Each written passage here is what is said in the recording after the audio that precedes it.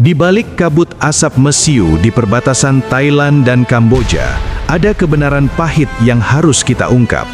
Ini bukan lagi sekedar sengketa kuil kuno atau batas wilayah lama. Ini adalah permainan kekuasaan tertinggi dan akan kita bongkar. Siapa biang kerok perang Thailand versus Kamboja, baik secara regional maupun internasional? Perdana Menteri Anutin telah menumbalkan perang ini demi jabatan.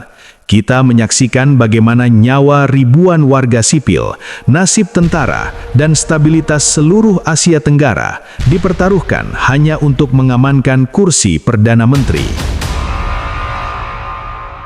Perhatikan laporan berita dari perbatasan Thailand dan Kamboja. Hanya dalam beberapa hari, kita melihat jet tempur F-16 milik Thailand, pesawat tempur tercanggih, melancarkan serangan yang diklaim Kamboja menargetkan wilayah sipil di Pursat. Di sisi lain, warga Thailand di Buriram terpaksa meringkuk di dalam pipa pembuangan air, ketakutan oleh roket BM-21 yang diluncurkan Kamboja. Eskalasi ini cepat, brutal, dan terasa sangat disengaja. Namun mengapa sekarang? Jawabannya ada di Bangkok, bukan di perbatasan. Untuk memahami kebiadaban ini, kita harus mundur ke beberapa bulan yang lalu pada sebuah peristiwa yang disebut kudeta yudisial. Ingat, Anutin Charnvirakul bukan Perdana Menteri dari partai pemenang pemilu. Ia adalah produk dari sebuah proses yang dirancang untuk menggulingkan faksi yang dipilih rakyat. Pada awalnya, Thailand memilih secara demokratis, namun melalui serangkaian manuver hukum oleh Mahkamah Konstitusi, lembaga yang dipandang dekat dengan elit konservatif, Perdana Menteri terpilih dari faksi Shinawatra, yaitu Sreta Thavisin, mendadak digulingkan dengan tuduhan pelanggaran etika. Ini adalah kudeta terselubung atau judicial coup, yaitu kudeta yang disamarkan dengan proses hukum, bukan dengan tank di jalanan. Ketika kekacauan melanda, di tengah kekosongan kekuasaan itulah Anutin Charnvirakul dari Partai Bum Jaitai, sebuah partai yang awalnya minoritas, muncul sebagai pemenang. Segera setelah ia merebut kursi Perdana Menteri, ia membuat langkah paling berani, pembubaran parlemen dan pengumuman pemilu dipercepat. Dan seolah direkayasa, di saat yang persis sama, konflik perbatasan meledak. Perang ini bukan kebetulan. Ini adalah strategi politik yang dingin dan sudah diperhitungkan dengan matang. Anutin sedang menjalankan strategi yang disebut Rally Round the Flag Effect atau efek bersatu di bawah bendera. Ketika sebuah negara menghadapi musuh eksternal yang jelas, dalam hal ini Kamboja, masyarakat secara naluriah akan bersatu di belakang pemimpin mereka dan militer, melupakan masalah internal seperti ekonomi yang sulit atau korupsi. Semangat nasionalisme inilah yang akan diambil oleh Anutin untuk melanggengkan kekuasaannya. Sekalipun harus dengan mengorbankan nyawa manusia yang tak mengerti apa-apa. Anutin Charnvirakul naik menjadi Perdana Menteri setelah pencopotan pendahulunya, dan tindakannya sejak menjabat sangat berkorelasi dengan meningkatnya ketegangan baik di dalam maupun luar negeri. Tindakan Anutin yang paling mencolok adalah pembubaran parlemen di tengah krisis perbatasan.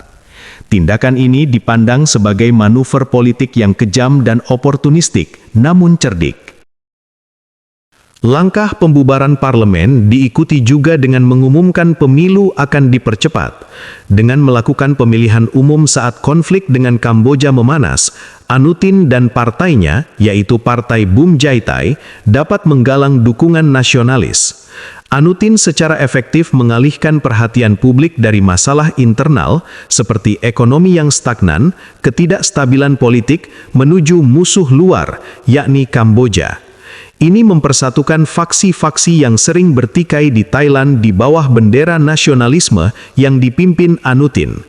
Dalam pemilu yang akan datang, Partai Anutin, Bum Jaitai, dapat mencitrakan dirinya sebagai partai penyelamat bangsa dan pelindung kedaulatan.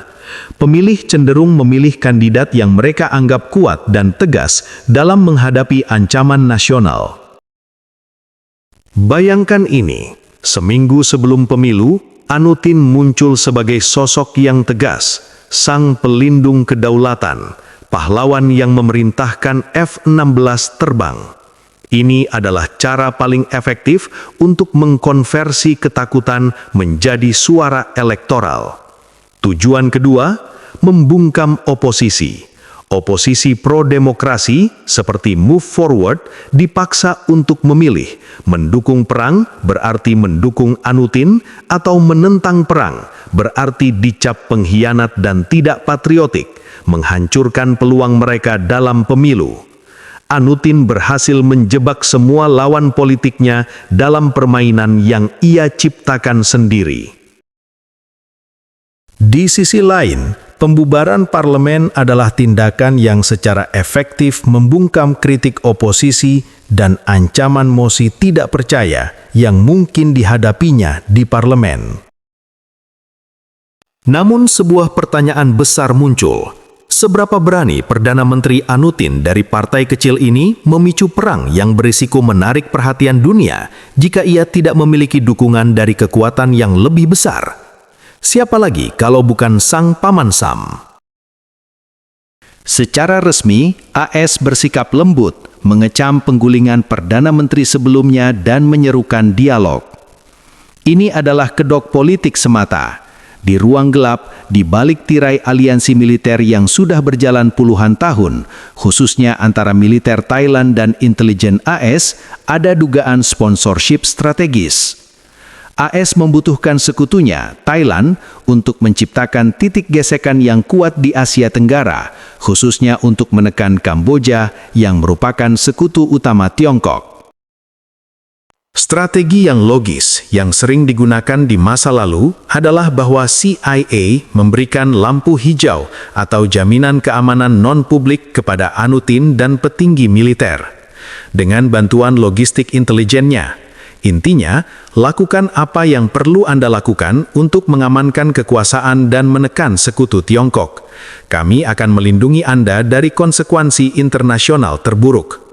Bagi AS, konflik ini adalah investasi geopolitik yang efektif untuk mengganggu pengaruh Tiongkok. Sementara bagi Anutin, ini adalah lisensi untuk membunuh demi kursi Perdana Menteri. Di tengah permainan api ini, di mana posisi ASEAN? Sayangnya, sentralitas ASEAN sedang diuji dan hampir lumpuh. Organisasi regional ini ditekan dari dua arah, oleh tindakan unilateral Anutin yang menolak mediasi eksternal yang kuat dan oleh tarik ulur Tiongkok AS. Indonesia, sebagai kekuatan terbesar dan paling berpengaruh di ASEAN, memang memiliki tanggung jawab moral dan strategis untuk bertindak cepat dan tegas. Konflik Thailand-Kamboja harus dilihat bukan hanya sebagai sengketa bilateral, tetapi sebagai luka terbuka di tubuh ASEAN yang sangat rentan terhadap infeksi geopolitik. Indonesia memiliki hubungan dekat dengan militer kedua negara.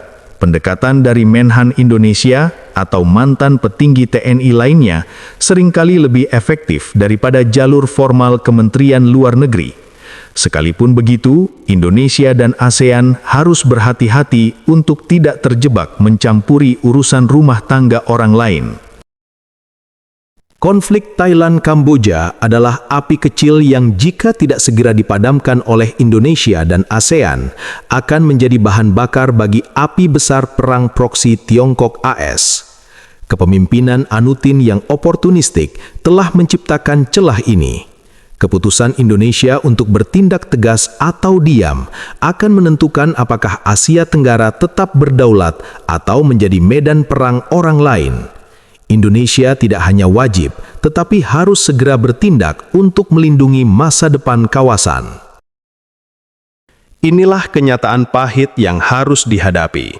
Perang Thailand melawan Kamboja saat ini adalah tumbal kekuasaan. Ini adalah harga yang harus dibayar oleh rakyat biasa, hanya agar sekelompok elit dan kepentingan geopolitik global dapat duduk dengan nyaman di kursi kekuasaan. Kita harus terus mengawasi permainan gelap ini. Jangan biarkan perang menjadi alat politik. Bagikan informasi ini. Hanya dengan mengungkap motif tersembunyi ini, kita bisa memberikan tekanan yang cukup pada pemimpin regional untuk menghentikan permainan api ini, sebelum seluruh Asia Tenggara terseret ke dalam kekacauan yang lebih besar. Bagaimana pendapat kawan-kawan semua? Tulis pandangan kalian di kolom komentar. Terima kasih, sampai jumpa.